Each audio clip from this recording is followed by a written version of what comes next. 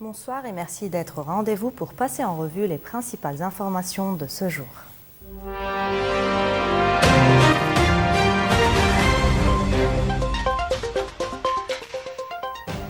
Nouvelle escalade au Liban. Des frappes israéliennes ont visé Beyrouth, tuant plusieurs personnes, dont un responsable militaire du Hezbollah. Alors que les bombardements s'intensifient et que les combats se poursuivent au sud, la crainte d'une extension durable du conflit et d'une occupation d'une partie du territoire libanais se précise. Au Liban, l'escalade militaire se poursuit et frappe désormais au cœur de Beyrouth. Dans la nuit de mardi à mercredi, plusieurs frappes israéliennes ont visé la capitale, notamment le quartier de Jneih, proche de la banlieue sud. Selon des sources sécuritaires, Youssef Heshim, responsable militaire du Hezbollah pour l'Irak, a été tué lors d'une de ces attaques, alors qu'il se trouvait en réunion avec d'autres membres du mouvement. Le ministère libanais de la Santé fait état d'au moins 7 morts dans ces frappes. Sur place, les dégâts sont considérables, plusieurs voitures détruites, des incendies et des cratères creusés par les explosions. Des habitants évoquent des détonations violentes et une situation confuse. Dans ce quartier, déjà marqué par l'afflux de déplacés, certains dorment désormais dans la rue. La veille, une autre frappe avait ciblé un véhicule à Khaldé, au sud de Beyrouth, faisant 2 morts et plusieurs blessés. Des drones israéliens ont tiré plusieurs missiles, mobilisant rapidement secours et pompiers. Depuis début mars, les raids israéliens ont fait plus de 1200 morts et provoqué le déplacement de plus d'1 million de personnes à travers le pays. Dans le sud, les affrontements se poursuivent entre le Hezbollah et l'armée israélienne, qui mènent des incursions près de la frontière. Israël affirme viser des responsables du Hezbollah, tandis que le mouvement chiite confirme la mort de plusieurs de ses membres. En parallèle, l'Iran réaffirme son soutien au Hezbollah. Sur le plan international, l'inquiétude grandit. L'ONU redoute la création d'un nouveau territoire occupé, alors qu'Israël évoque ouvertement son intention de maintenir une présence dans le Liban Sud après la guerre. Une perspective fermement rejetée par Beyrouth, qui dénonce une menace directe pour la souveraineté du pays.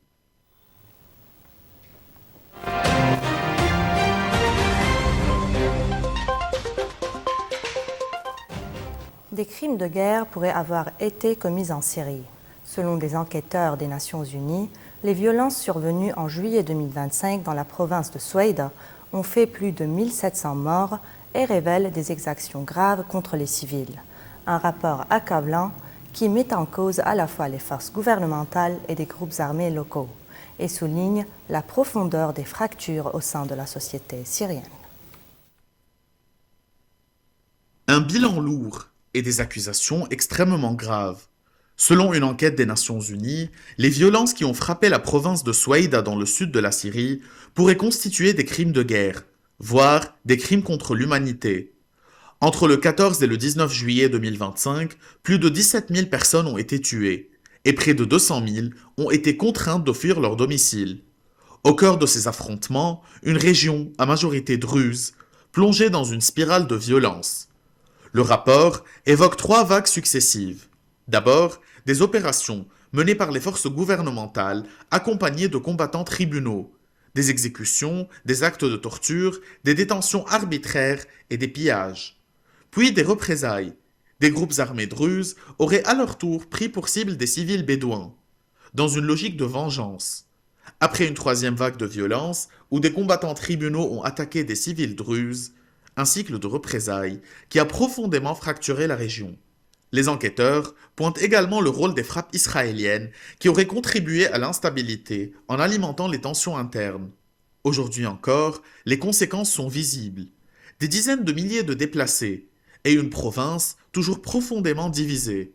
Pour les Nations Unies, une priorité s'impose: identifier les responsables et engager des poursuites, quel que soit leur camp.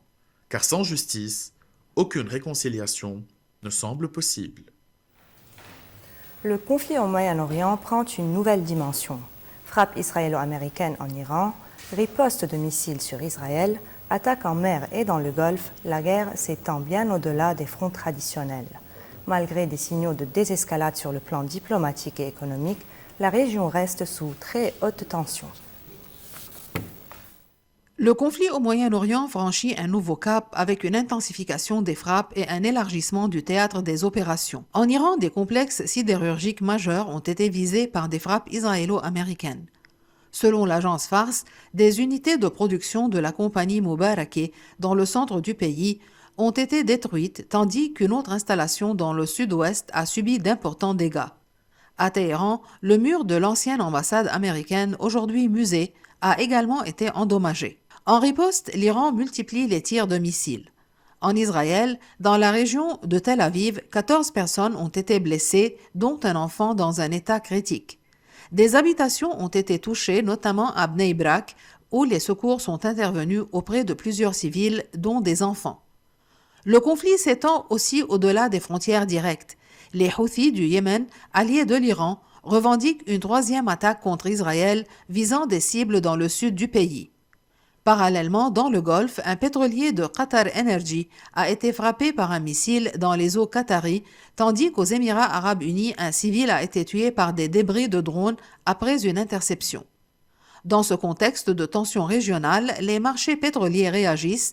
Le prix du baril de Brent repasse sous les $100, porté par des espoirs de désescalade après l'annonce d'un possible retrait américain d'Iran dans les prochaines semaines. Mais sur le terrain, la dynamique reste celle d'une confrontation élargie où chaque acteur régional semble désormais directement exposé aux retombées du conflit.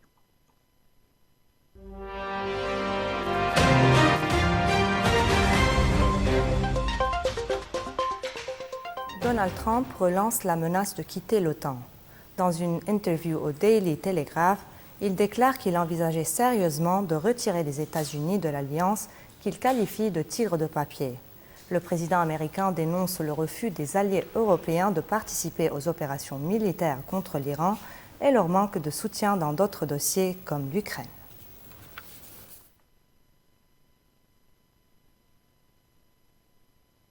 Dans une entrevue au Daily Telegraph, le président américain Donald Trump a réitéré ses critiques à l'encontre de l'Alliance Atlantique, qualifiée de tigre de papier, pour ne pas avoir voulu prendre part à la guerre contre l'Iran. Selon le président américain, l'OTAN ne représente plus un partenaire fiable pour Washington et la décision de quitter l'Alliance a dépassé la phase de réexamen. Il a ciblé particulièrement le Premier ministre britannique, critiquant la Royal Navy et la politique énergétique du Royaume-Uni. Cette déclaration marque l'un des signaux les plus forts jusqu'ici de l'administration américaine. La probabilité que Trump mette effectivement fin à la participation des États-Unis à l'OTAN apparaît désormais crédible, surtout si la perception de désengagement des alliés persiste et si les tensions au Moyen-Orient s'aggravent. En contrepartie, le Premier ministre britannique Keir Starmer a défendu l'OTAN comme l'alliance militaire la plus efficace que le monde ait jamais connue, après les critiques répétées du président américain. L'OTAN assure notre sécurité depuis plusieurs décennies, et nous sommes pleinement engagés dans cette alliance, a déclaré Starmer lors d'une conférence de presse à Downing Street. À Séoul, les autorités tentent de calmer les inquiétudes face à une possible pénurie de sacs poubelles, conséquence indirecte de la guerre au Moyen-Orient. Alors que les achats explosent, le gouvernement assure que les stocks restent suffisants.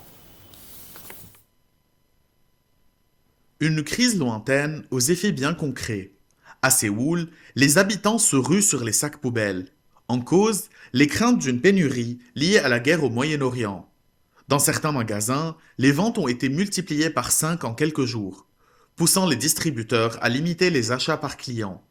Une réaction en chaîne alimentée par l'incertitude, car la Corée du Sud dépend fortement des importations de pétrole et de produits dérivés essentiels à la fabrication du plastique.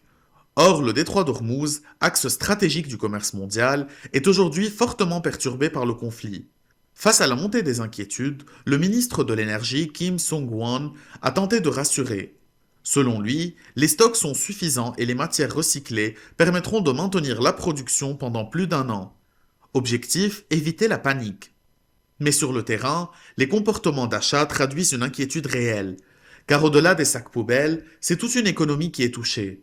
Le gouvernement sud-coréen prévoit ainsi un plan de soutien massif de plus de 14 milliards d'euros pour aider les ménages et les entreprises face à la hausse des prix de l'énergie. Une illustration concrète des répercussions globales du conflit, car une guerre, à des milliers de kilomètres, peut désormais affecter le quotidien le plus banal jusqu'à la gestion des déchets. Au Québec, la langue française s'impose une nouvelle fois au cœur du débat public. La démission annoncée du PDG d'Air Canada relance la question du respect du français au sein des grandes institutions dans une province où la francophonie demeure un marqueur identitaire fort. Une polémique linguistique qui dépasse le simple cadre de l'entreprise. C'est une démission qui fait grand bruit au Québec. Le PDG d'Air Canada, Michel Rousseau, quittera ses fonctions d'ici fin septembre, officiellement pour des raisons personnelles après près de 20 ans au sein de l'entreprise. Mais derrière cette annonce, une polémique linguistique qui a rapidement pris une ampleur politique. Tout part d'un message de condoléances publié après un accident mortel impliquant un avion de la compagnie à l'aéroport de La Guardia. Une vidéo presque entièrement en anglais avec seulement 2 mots en français, bonjour et merci. La réaction est immédiate. L'Assemblée nationale du Québec adopte une motion unanime pour réclamer sa démission. Ministres et opposition dénoncent un manque de respect envers les francophones dans une province où la question linguistique reste particulièrement sensible, car Air Canada, basé à Montréal, est soumise à la loi sur les langues officielles. Pour beaucoup, son dirigeant doit être capable de s'exprimer en français, surtout dans un contexte aussi grave. Face à la polémique, Michel Rousseau présente ses excuses. Il reconnaît ne pas maîtriser la langue malgré des centaines d'heures de cours. Une situation déjà critiquée en 2021 lorsqu'il avait assumé vivre à Montréal sans parler français. Aujourd'hui, cette nouvelle controverse semble avoir précipité son départ. Officiellement volontaire, sa démission apparaît pour beaucoup comme la conséquence directe d'une crise linguistique devenue symbolique. Au Québec, le message est clair, diriger une entreprise comme Air Canada, c'est aussi incarner et respecter la langue française. Au Moyen-Orient en guerre, une autre victime silencieuse émerge, le patrimoine historique. En Irak, les fouilles archéologiques sont aujourd'hui à l'arrêt. Un patrimoine millénaire mis en danger par une guerre moderne. Sur le site antique de Chouroupak, dans le sud du pays, l'archéologue allemande Adélaïde Otto venait tout juste de faire une découverte majeure. Des tablettes cunéiformes, vieilles de plusieurs millénaires. Mais face à la dégradation rapide de la situation sécuritaire, son équipe a dû interrompre ses travaux. Pendant 2 jours, elle s'est précipitée pour documenter et photographier ces vestiges avant d'entamer un long trajet de 750 km vers la frontière turque pour quitter le pays. On ne sait jamais si on peut revenir, confie-t-elle. Depuis le début de l'offensive américano-israélienne contre l'Iran fin février, les missiles traversent le ciel irakien. Des groupes armés pro-iraniens sont entrés en guerre, rendant toute activité scientifique impossible. Résultat, une 60aine de missions archéologiques internationales ont suspendu leurs travaux et quitté l'Irak. Sur place, les autorités tentent de protéger les sites antiques en installant des boucliers bleus, un dispositif international destiné à préserver le patrimoine en zone de conflit. Car au-delà des fouilles, c'est aussi la transmission du savoir qui est menacée. Depuis plusieurs années, la présence des équipes étrangères permettait de former les archéologues irakiens aux nouvelles technologies. Mais pour beaucoup, ce nouvel arrêt résonne comme un déjà-vu. L'archéologue Augusta McMahon, évacué pour la 3e fois en quelques années, déplore une instabilité chronique. Une conférence internationale prévue à Bagdad a une nouvelle fois été annulée, comme en 1990. Dans un pays marqué par des décennies de guerre, la science et la mémoire semblent encore une fois mises entre parenthèses. Et sur cette note finale, nous terminons ce journal. Merci de votre fidélité. On se retrouve demain, même heure, même antenne. Bonne soirée.